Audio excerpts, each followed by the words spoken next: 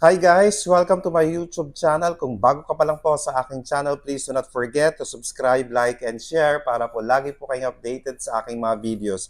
Ang pag-uusapan po natin ay mainit-init pa po guys tungkol po sa post ng SSS sa kanilang FB page po regarding po sa AKUP. Ayan, or Annual Confirmation of Pensioner po. Okay?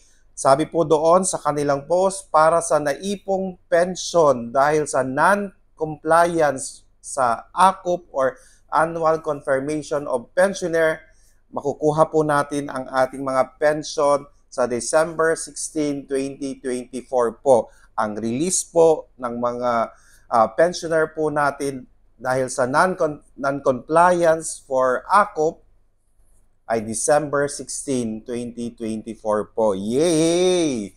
At least makukuha na po natin yung mga nasuspend or mga naipon po nating mga pension sa December 16, 2024 po.